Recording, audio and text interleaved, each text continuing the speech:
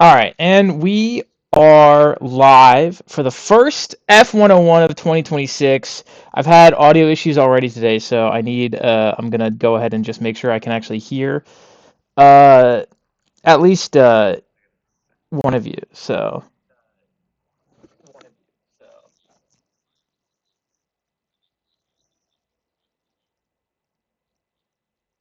oh well, that's great. You're dead silent. Um, why?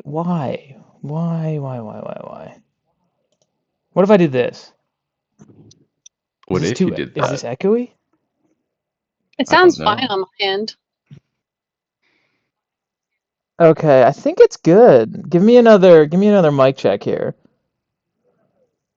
Mic check, 1 2 1 2. Is there a mic in the room? All right, we're good. We're good. I just had the wrong thing muted, I guess. I don't know. All right, let's start over. We are live. It is the first F101 2026. And there are only three of us here. I, as always, am the host, Max, and then we have Dave returning from last year. Hello, returning champion. I don't know of Well, what, but style points. Although I don't think you no, won that I either. lost that one really badly. And then one of our two newcomers, Nat, is also here tonight. Yes. Uh, I am your future champion. oh, bold claim. You're gonna have to run that one by Andrew first, unfortunately. We'll I think see. he'll We'll have see. the most to say. Only time will tell. Yes. Nate, Andrew, and Sam are all returning this year. Neither of them could make it tonight because of a work thing. And then Hannah is our other newcomer, and she is having dinner with her mom, so she also cannot make it Oh, tonight. But she will be here for every other episode, given that she lives here, so she's not really gonna have much of a much of a choice. but So good. The first one. That's the only administrative thing I have on the sheet, which is linked in the document links. We have some new faces, so welcome Nat officially to F101. thank you. Thank you. I'm happy to be here. Right now I have you as a McLaren fan. I believe that seems to be the case given your Discord profile picture is of I'm a Lando Lando Norris. Norris fan. I'm a Lando Norris fan for sure. But I did hop on the Williams train this year as a team. Okay, so we'll roll with McLaren for now. That's uh, fine. and corrupted by Nate. Unfortunately. So yeah, so today it's a brief F1 overview, then we're going to talk about testing, and then I asked everyone for bold season predictions. I got everyone but Nate's in, and I texted him, so hopefully he gets back to me before the show ends. Um, so the teams and the drivers, they're listed in here in order of last year's constructors. Everything is basically the same. There's only four differences. The first is Yuki is no longer at Red Bull. He has been replaced by Isaac Hadjar, who got the promotion or demotion up to Red Bull, depending on how you look at it. Replacing Isaac at Racing Bulls is Arvid Lindblad, our sole rookie of the year. He is an 18-year-old British kid who does not have his road license. He cannot legally drive a car on the road, but he is allowed to race in F1. And two new, well, not newcomers, returning drivers, Sergio Perez, also known as Checo, and Valtteri Bottas. They are for Cadillac, which is our new team this year. So there's 11 teams, 22 drivers. Checo and Valtteri are back. And the only other change is Sauber is no longer Sauber. They're now Audi, and they dumped Kick/Stake as their title sponsor. So they are no Let's longer. go. Yeah, it's a big Big win. W, big Big W. W. It's fun. We can root for them again. Hooray. I can root for Nico Hulkenberg. Let's go. Yes. Other than that, there's been some title sponsor changes, but other than that, those are the driver and team changes. Checo and Valtteri both very well respected. Checo was Max's teammate during his reign of terror, or at least the first half, and Valtteri was Lewis's teammate during the second half of Lewis's reign of terror. So it's kind of seen as the battle of the number 2 drivers. Who will be the best of the famed number 2 drivers? Although Checo's career kind of at Red Bull was a mess at the end, there's a lot of reasons for that. The car was bad and only Max could drive it. The leadership was a mess and they fixed that. So hopefully Checo has a good return to F1. And even if he doesn't, Cadillac's getting a lot of money out of him because he has a ton of sponsors. Like, I think his, like, Disney sponsors him as like a person, and so does Kit Kat and all these other like major companies. So, and also Well, their allegedly, pocketbook as they get 21st and 22nd every single week. yeah, well, we'll see. I don't think so. I think there's another team that's getting 21st and 2nd every week. At least at the start. And allegedly Checo's like uncle or something is involved with like cartel activity. I say allegedly because I don't know how true that is. I know he's a big media mogul, but allegedly there's been some threats made at the time. Or excuse me. Sorry, there's a cat attacking me. All right, we're moving on. Last year, very quickly, McLaren wins the Constructors Championship. Lando wins his first Drivers' Championship after a back-and-forth year between him and Oscar Piastri, while Max Verstappen late season surge was barely not enough. Tsunoda got promoted after 2 races, then demoted to reserve driver for this season. Christian Horner got fired. Red Bull immediately improved in vibes and performance. Hamilton's nightmare year with Ferrari couldn't end soon enough. It just was all bad, except for the one time he won the China sprint. And then other than that, it was terrible. There was a very impressive class of rookies, and for F101, I picked the podium, but Andrew ended up getting the prize for his performance in the F101 trivia show, which went great. It was really fun. I recommend watching it, and if you get confused at the end of how I was doing the scoring, don't worry, everybody was, including myself. You were not a math major. No, I am not. That is true. So Andrew won. He deserved it, and he got the Lego Haas set. There will be another prize this year. Just like last year, I have no idea what it'll be, so it'll be a surprise at the end of the year. I'll figure it out halfway through the year, and then I won't tell anybody.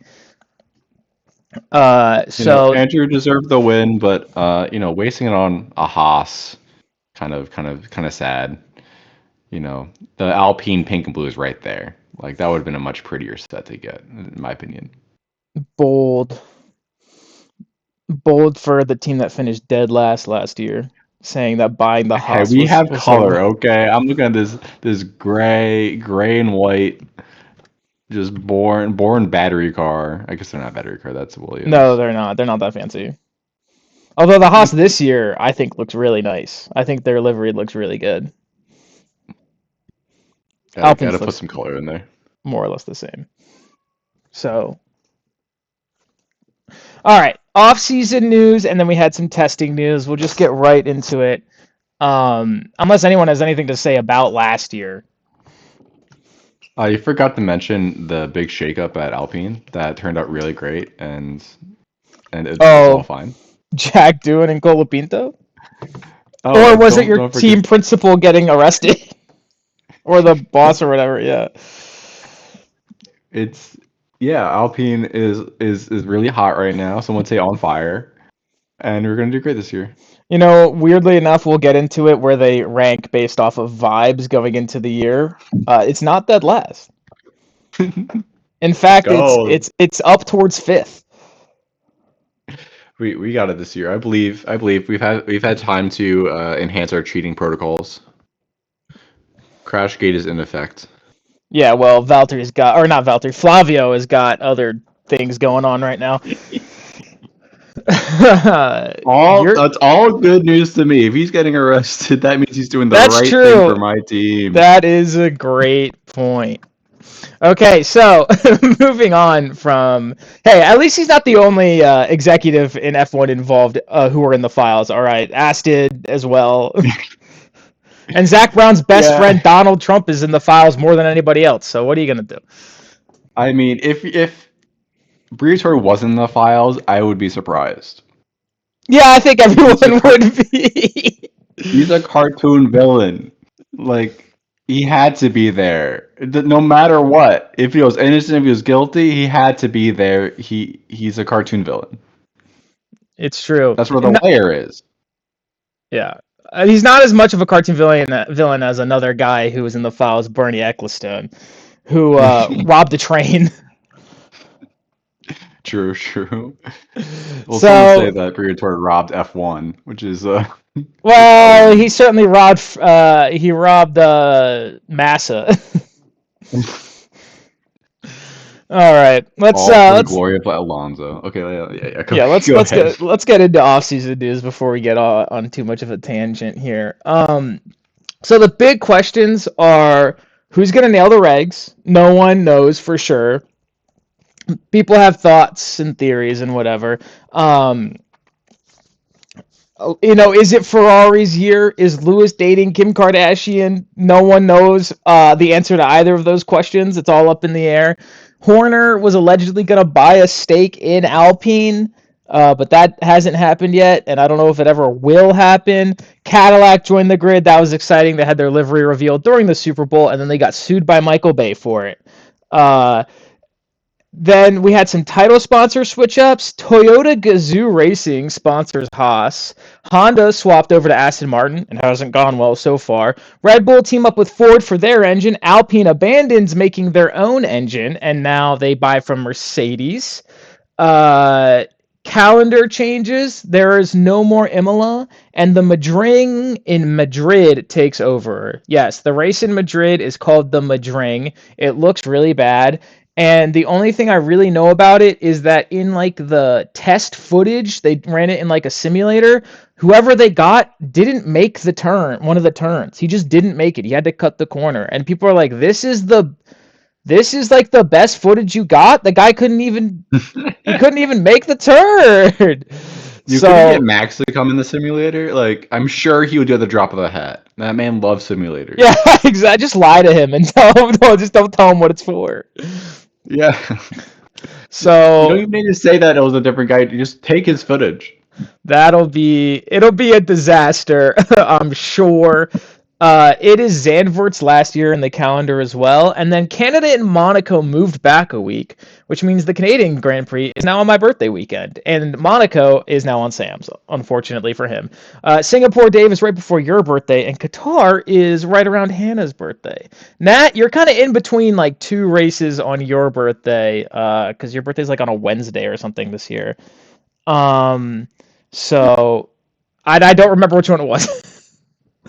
It's okay. We'll find out. I have I not looked at the calendar that far.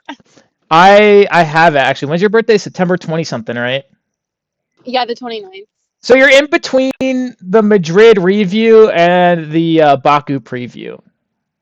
Okay. So I have the whole schedule. It is on the F101 doc. It's the first page. Something to note about the schedule.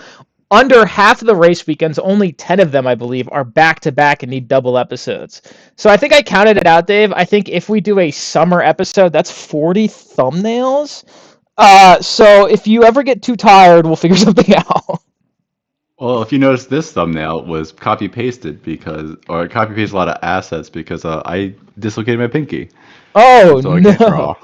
All right, well we'll figure something out for I'll Australia. always figure something out. Just I have like 40 from last year. I can just steal for myself over and over yeah, I was again. gonna say it's Australia, so just flip all of us upside down. True. So, uh, and the end of the year, most of the double headers are in the end of the year, which is like the busiest time for me at work.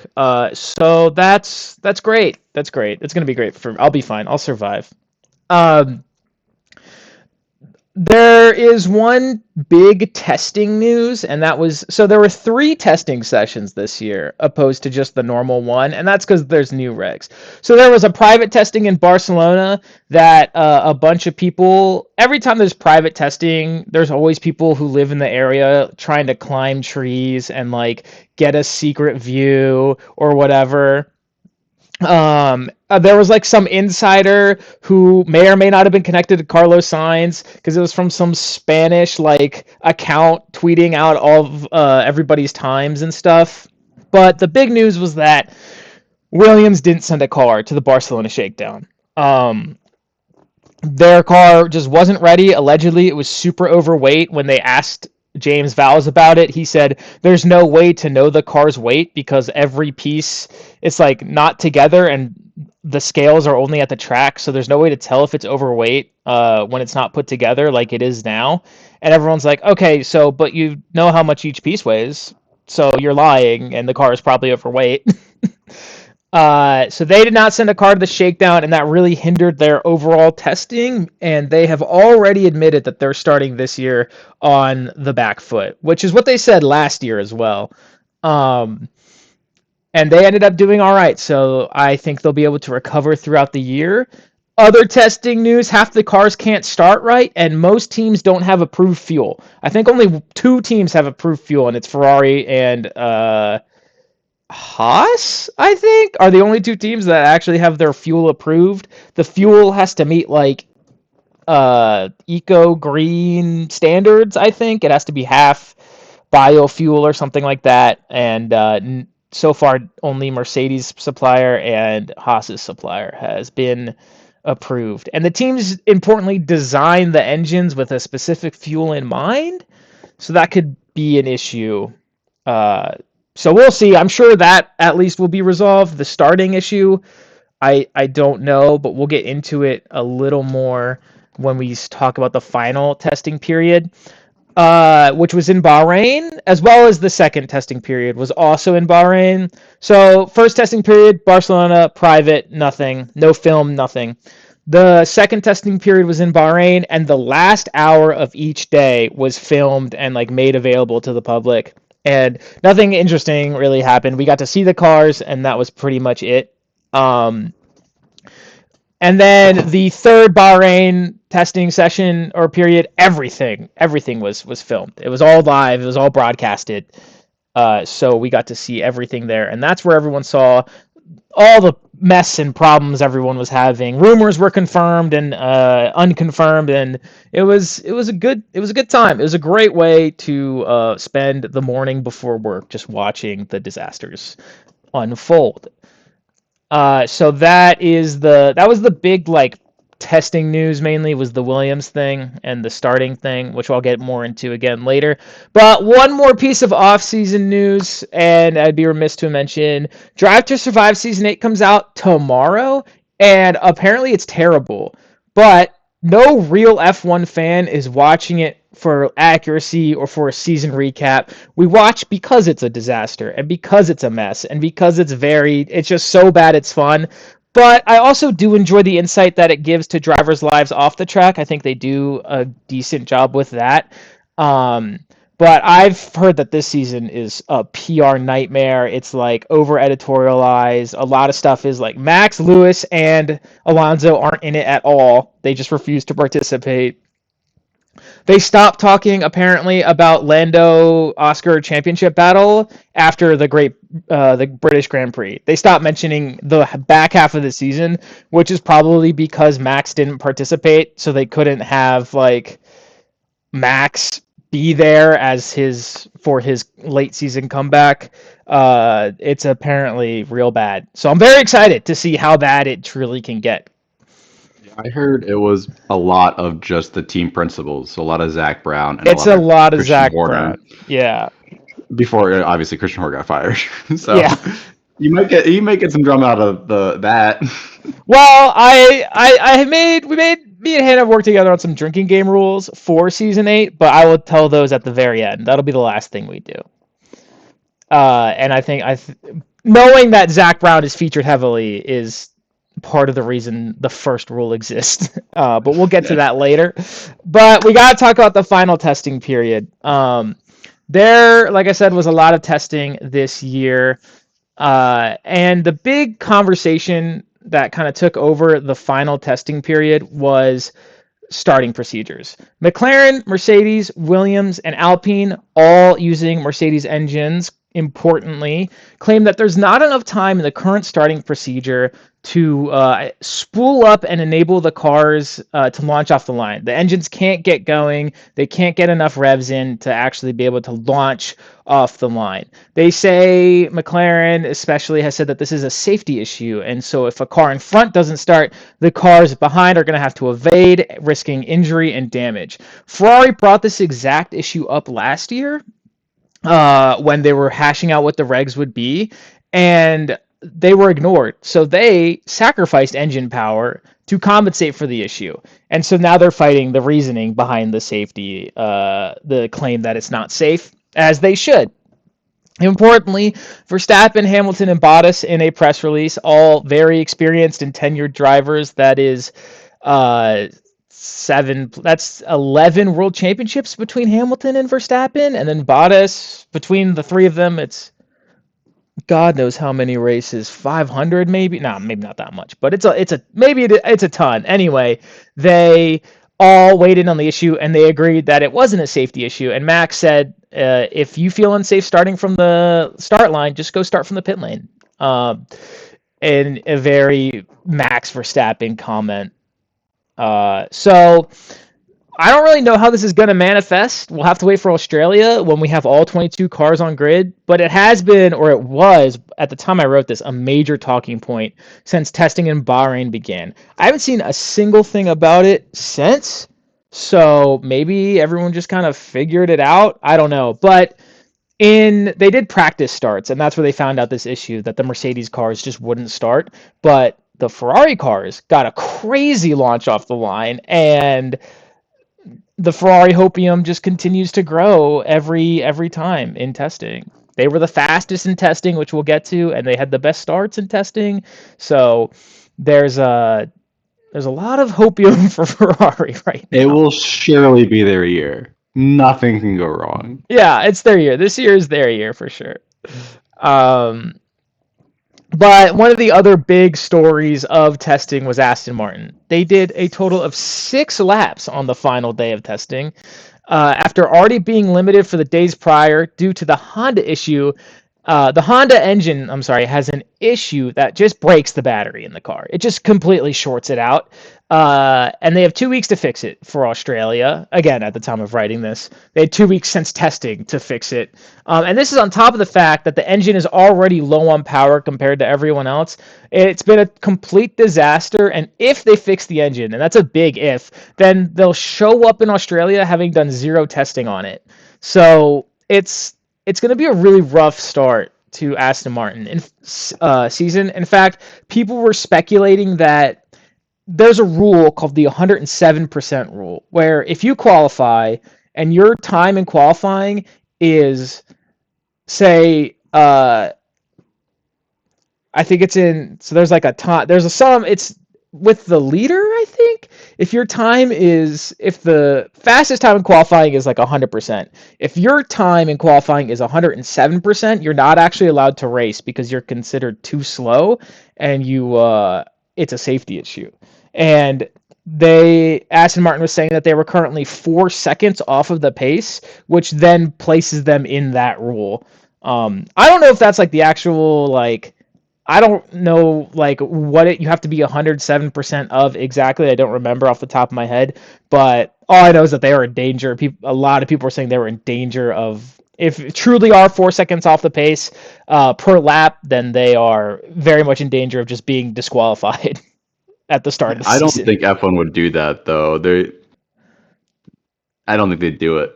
I think they might be in that range, but I don't think they'd do it. Also, it would be just so god awful for Alonso's career, just so sad, and so apt for Stroll's career. That would be so funny. It would be.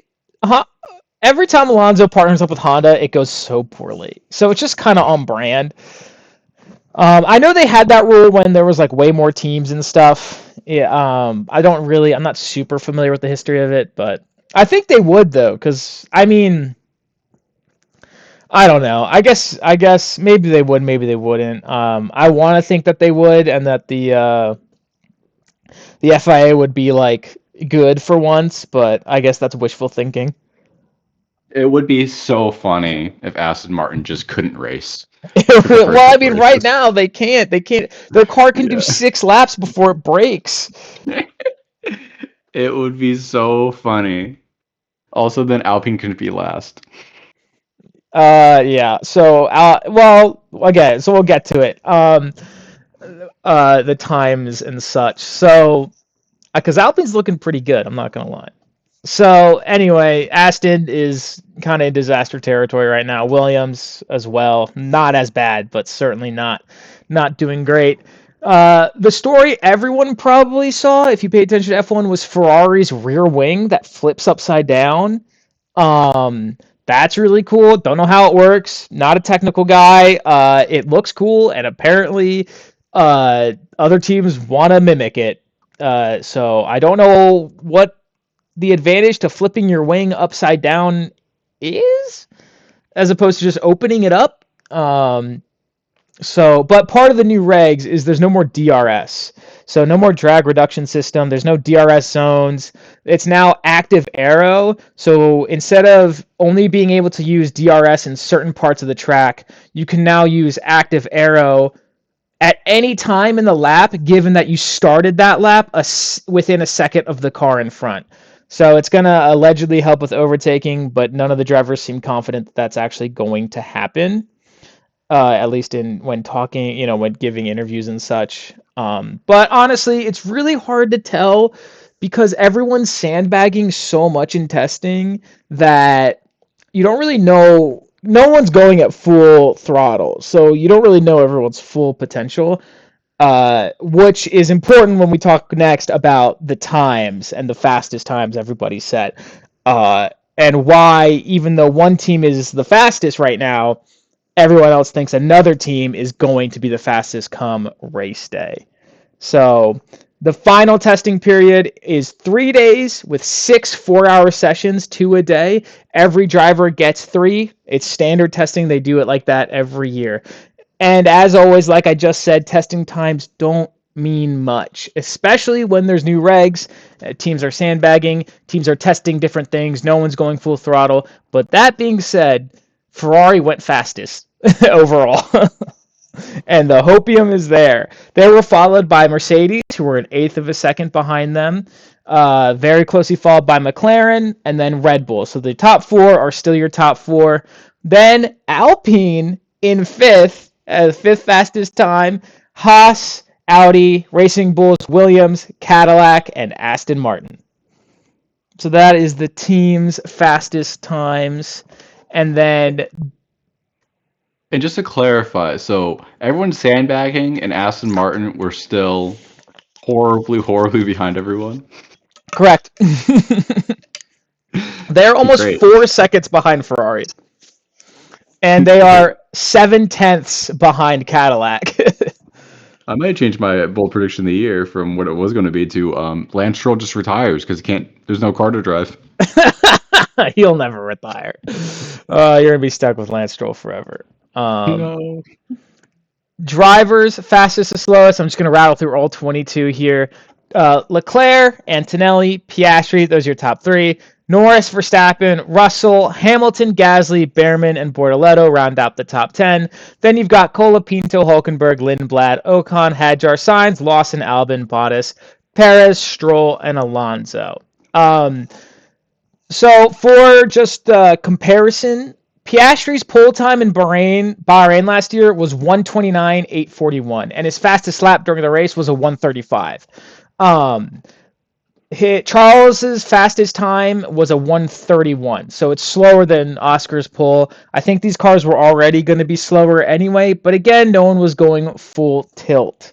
And because of that, that's why the vibes right now are that the top 4 remain from last year, with Mercedes at the front, followed by Ferrari, McLaren, and then Red Bull. So that's kind of the vibes of the predictions of who's going to be this is, fastest to slowest, obviously. Then Haas and, strangely enough, Alpine are favored to lead the midfield with Racing Bulls and Audi behind them. Williams is likely to start the season poorly but recover over time. While, I'm sorry, that says... Yeah. Well, Audi and Cadillac also are kind of unknown. I don't know why I typed Audi twice. I feel like I don't know. Anyway, because Audi is taking over from Sauber, but they're using their own engine, so they seem like they could be fast, but it's not like a guarantee. And then Cadillac is a completely brand new team, so it's going to be, it's not looking great for them. And then Aston is firmly in last place. So it's me and Andrew in the battle for mid, and the rest of y'all get to have fun in the top 4. Hannah's a Williams fan, so she gets to suffer for the beginning of the year. Okay, good. As long as someone's suffering. Yeah. So, but yes, we don't have a Ferrari fan on here somehow who can suffer for me. No, we don't. Maybe we can recruit one. We can recruit one, and then we'll make sure that that they have no sharp objects within reach and distance, and they're in a padded room at all times. That's just how you watch Ferrari. It's part of the experience. It's luxury. Exactly. So, Andrew, welcome in.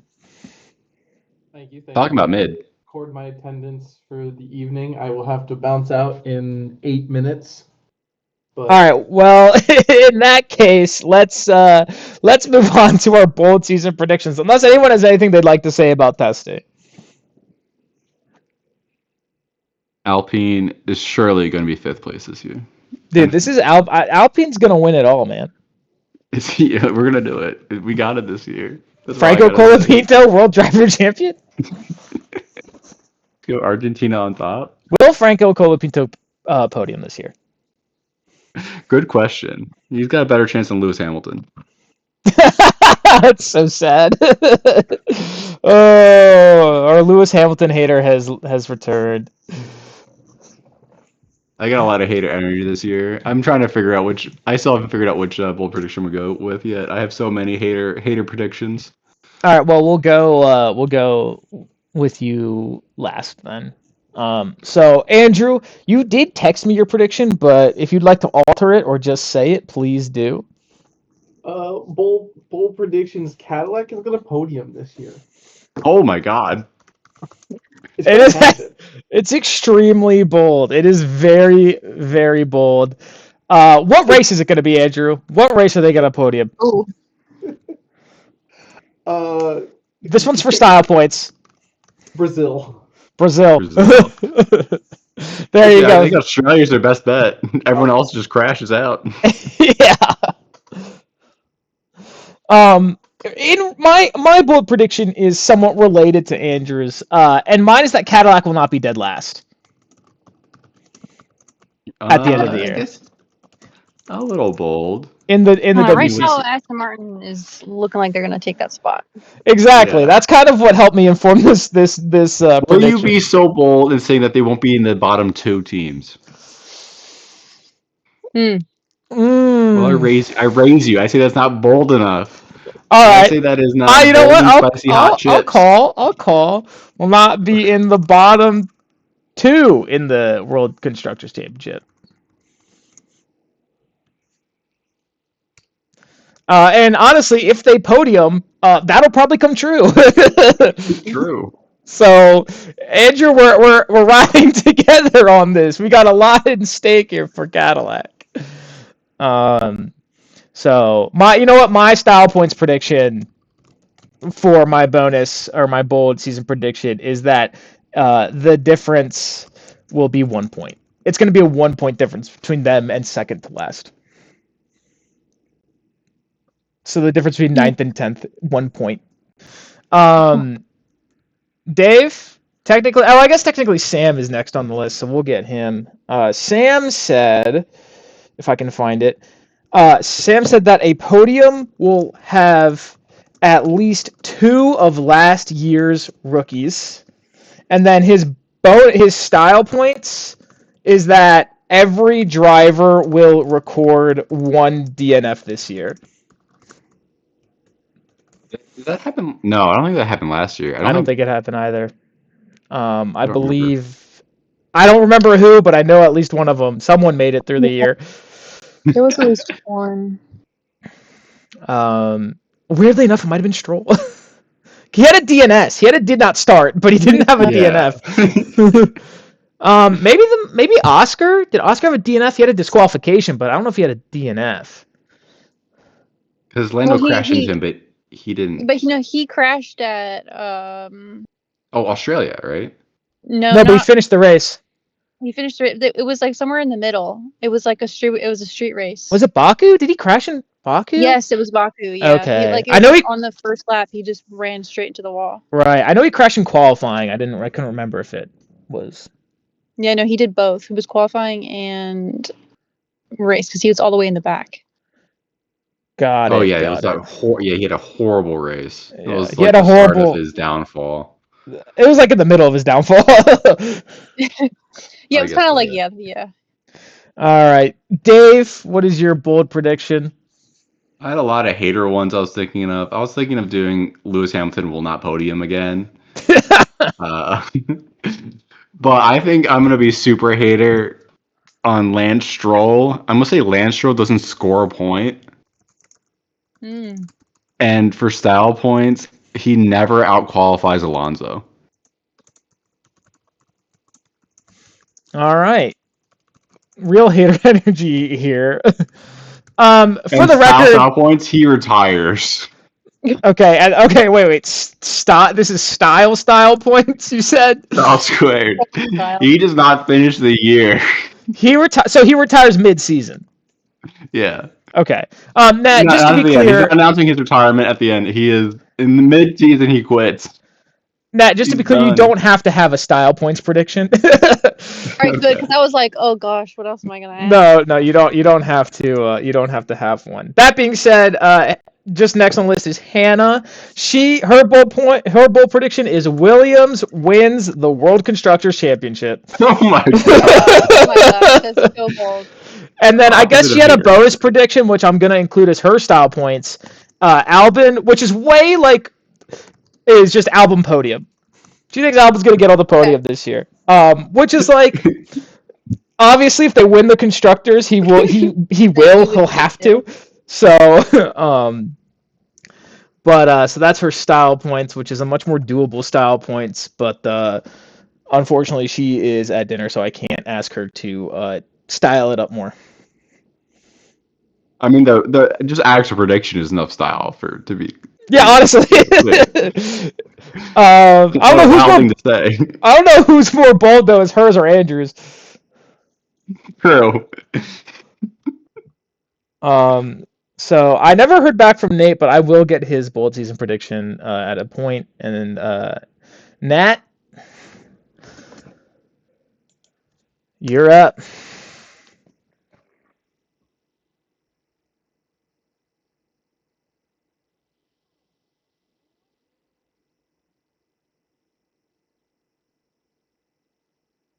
Hello. Did I die? Oh, sorry, I lost you guys. Am I back? Oh. Okay. Yes, you are back. I can hear you. Okay, apologies. But my bold prediction for this year is that Kimi Antonelli wins his first race. Okay. I like it. Sam would like that. Sam would like that one. Very possible. And if you have a style points prediction off the top of your head, please. But if not, no pressure. Honestly, my style points is Mercedes wins constructors. Okay. All right. I like it. Almost as bold as Hannah's. Almost as bold. Well, so those are our bold season predictions. So last year, all of our bold season predictions didn't come true. Not a single one. We struck out completely. So we'll see what happens this year. And we'll keep a better track of style points as well. We can't go 100% this year, so. It's true. impossible. Uh, Unless it's a tie. No, if it's high, it goes down to it's like who won more races, and then if that's a tie, it's who got second more, and then if it's to tie basically all the way down, then I believe it's who qualified better. And then if It's that's an absolute somehow tie. They have to have a race off. no, I think Figure it it's like out. fastest lap times or something. I don't know. It's like the NFL and like the play in like seeding, and that there's no way there will be a tie. Well, So if it goes that way, we can count them both.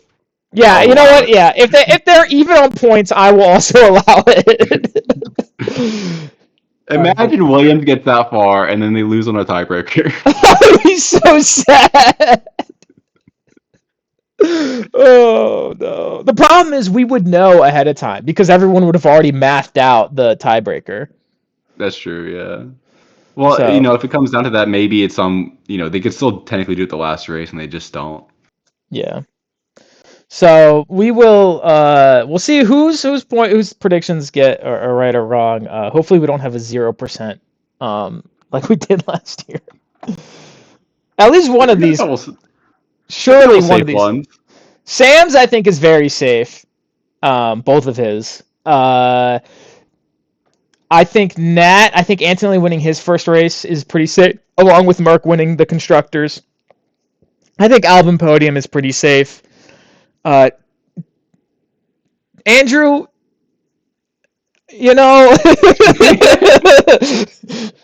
it's bold, and it's supposed to be. I don't think it's impossible. I just think it's extremely unlikely. Mine certainly got harder when Dave told me to up my ante. And Dave, yours, you can probably get the style points because that happened last year. But the Yeah. style points, I'm not so sure. Mine's possible. It's with how it's going, they could just drop out. We could be back to 10 teams. That's true. That would be so fun. Newey's first year as team principal. He's got the worst goddamn car. Oh, it's I thought gonna this be guy was good supposed to be here. smart. I gotta run, so I'll catch y'all later. Yeah. Oh, Andrew, before you go, the document has my Drive to Survive drinking game rules. You should look at them. I will check on them when I get back from dinner. Perfect. Enjoy. All right, catch y'all later. Bye. Boy. All right. And before we go, let me tell you these drinking game rules that we came up with for Drive to Survive Season 8. It's very simple. You just have to take a drink every time one of the following happens. The first is that Zach Brown says something corny. Now, this will probably kill most people by the end of the show, but that's okay. You do have to take a bonus sip for when he calls the World Champion Hotline. Take a drink every time someone in the Epstein files is on screen. F1 related, that would be Flavio Briatore, Lawrence Stroll, MBS. Technically, MBS's brother was in the files, not MBS himself, but I'm still counting it. Jean Tott and Bernie Ecclestone. I don't think the last two will show up in the show, but just in case they do. Those are all F1 people who were mentioned in the files in an incriminating way. Technically, Lewis Hamilton was in the files, but that's because it was a guest list on some gala he went to. So he's not. It was not incriminating. He was on the islands. He was not on the island. You can't say that. Take a drink every time your favorite driver appears in the background of a shot or in a racing sequence they aren't the focus of. Standard B-roll and shots the entire grid don't count. They have to be in the background of a shot that is focused on someone else. A driver is shirtless, #thirst trap. You must say #thirst trap. That's Hannah's rule. A moment is taken out of context to create fake beef. The Prowler theme plays when Max Verstappen is driving his car. A non-F1 celebrity is shown. Will Buxton redundantly explains a ruler concept, i.e. to start the race in first, you have to qualify in first. Or someone says papaya rules. And then stop drinking. No. Stop drinking when you need to. You can't pronounce a driver's name right or you're too sleepy. Very simple. That's a good. There you go. That's a good way to end those rules because I was going to say, I was like, you're going to be wasted. Yeah. If you can't pronounce a driver's name right, or you need to stop, or you are too sleepy, stop. Yeah, hearing the reviews, you might get really sleepy without taking a drink. Yeah, I heard it sucks. So we will be watching at least some of it on Friday, and I'll have a brief review for next week's episode, which is our first kind of like real. I mean, this is a real episode. This is episode 1, but this our first race preview and our first pick the podium will be happening next week, Thursday night at 6:30, just like every other show. We've moved to Thursdays instead of Wednesdays because it was supposed to work better for everyone, and then Dave and Nat are the only two who could actually show up. So, That wild. but I know Nate had an unforeseen work thing. Andrew is Yeah, traveling on an unforeseen work trip. Sam, we knew was going to be busy, and again, Hannah just has a dinner tonight that she couldn't get out of. And I mean, it's with her mom, so can't blame her. And so more people should be here next week for our And I'll roast them Australia. all. Yeah, Dave is going on a tear this year. I'm all hater energy this year, unlike last year when I was very nice. Well, we could go back through your predictions last year you made. Lewis Hamilton doesn't podium, which ended up being true. You called Lance Stroll a window licker. Yeah, he is. Certified eater, window licker. Oh man, it's gonna be a good year. There's gonna be a lot of episodes, but it is gonna be a fun time. Thank you both for being here. I appreciate it as always. If you have any closing thoughts, please share. I was driving earlier, so I didn't really want to talk because my car was super loud. But are they changing any of the starting procedures from a race point of view, or like are the cars just expected to kind of fix the issue with starts? So that is the question. Right now, there's been no change. The change would be that cars would be on the grid for longer, which is really bad for cars that are first after the formation lap, because you're then, if you're waiting for the guy in last to be on the grid for 10 seconds, you're just sitting still for God knows how long. And also bad for the people at the end because they can't be there for that long. Right. So right now it looks like they're not going to change anything and they're just going to have everyone deal with it. I imagine that maybe some of the fears are being amplified for the Mercedes power teams to gain some kind of advantage, and or at the very least not have to change their engine and their power too much. I imagine we will see more. People will be talking about it. The conversation about the starting procedure did kind of die out after testing ended. I don't know if that's just because there was no racing action happening, there was no driving, so it kind of just naturally faded, or if that's because internally the conversation went away. We will, I imagine, see. They will change it if the start in Australia is a complete disaster. Honestly, that'd be awesome if it's just a complete disaster. Cadillac podiums. Cadillac finishes 1-2, everyone else DNFs. They get 54 victory laps or whatever. Just racing each other. That would be awesome. Sick. And then they mess up a pit stop and they have to retire one car. I wonder what would happen if everyone didn't finish. Like, that would be the craziest thing. I don't know. They would just end the season. Like, what happens if you're there? Like, you pay all this money to go to the race and no one finishes it. Oh, no refund. Sure. Like, you're not getting your money back. Yeah, definitely not. But you better keep that ticket or get something from that race because that's going to be historic and every piece of that stadium. Yeah, you better buy merch or you better do something. Yeah. So you can spend $500 on clothing like we did at the race. So that would be. So we'll see how the start goes. I think in Australia, that'll be kind of the determine if they need to change it or not. A lot of the thought right now that I've seen online is that the Mercedes teams are kind of over exaggerating and that it's not really a safety issue. They're just using that as an excuse to change the rules. So one thing, the rules have to be agreed upon by a majority, or I think it may be even every team, in order for a rule change to happen like that. Unless it's unless it's a safety issue. A safety issue can be pushed through no matter what. So that's kind of at least the online, which admittedly is always going to be very antagonistic, the online kind of feel is that McLaren and Alpine and Mercedes, they're saying it's a safety issue so they don't have to go through dealing with every other team and getting every team to agree to change the starting procedure. Yeah. And especially in the case of Ferrari and Haas, who are benefiting from everyone else's poor starts. I would recommend, if you can find a video online, I'm sure if you just look up Bahrain 2026 testing practice starts, there is one crazy video of Leclerc starting all the way it was like 6 cars, and Leclerc was in the back, and he just zoomed by everybody. It wasn't even close. Okay. I didn't see that one. I saw the Hamilton one where he like passed everybody. Yeah.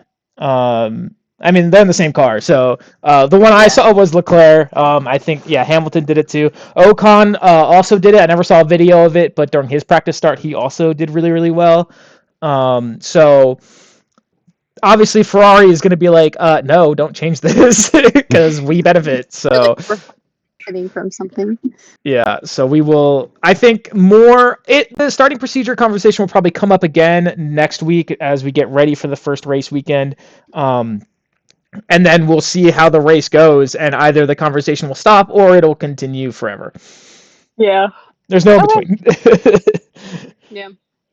I have some closing remarks. We didn't really talk about him, but I just want Isaac Hadjar to know. I'm so scared of what you're going to say. I just want Isaac Hadjar to know that I've been in conversation with every major and minor religion in the entire world. I've been learning a lot of languages. I'm praying for you. I'm trying to curse break for you that you actually do something this year and don't get demoted mid-season. I just want Isaac to know that I'm on his side. We're gonna break this Max Verstappen curse no matter the cost. I will pass on the message to my good personal friend Isaac Hadjar. Thank you. Yeah, of course. I also want him to do well. As a fan of the team, I want him to do well. So we'll see. We can, you know what? You send me a list of the religions you've already contacted. I'll get the other ones. Okay. We'll split it up. We'll go halves. I just want you to know that I have put Max Verstappen's soul on the table. So, at what cost? Max Verstappen's soul was already put into the Red Bull, so I don't really know. I don't know what soul you got, but it's not the one. It's not the right one. Well, I don't have it. I'm just saying that, like, hey, if we need to sacrifice, we need to take Max Verstappen's soul or whatever he sold his soul for, or any of that. Like, it's on the table. Can we just kill Christian Horner? I feel like that'd be way easier. We could have, but he already got fired. His dark energy still surrounds us. As long as he's still in Drive to Survive, it's not enough. Oh my gosh! Watch me like crash out over this freaking episode with him. Apparently, it's filmed in his house because it was after he got fired, so he couldn't be he couldn't be involved. So much. Yeah.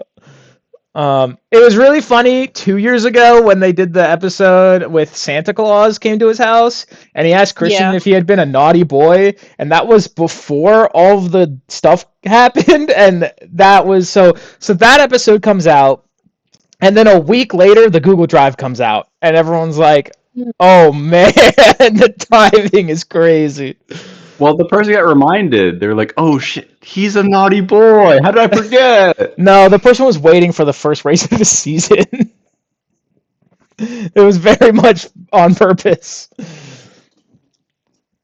So, anyways, before we all get mad at Christian Horner, I'm going to end the stream before one of us says something that I can't upload. Mainly me or Dave, knowing us. Thank you both for being here. We will be back next week, same time, with the Australia preview and our first ever Pick the Podium. Christian Horner's up. Thank you and good night.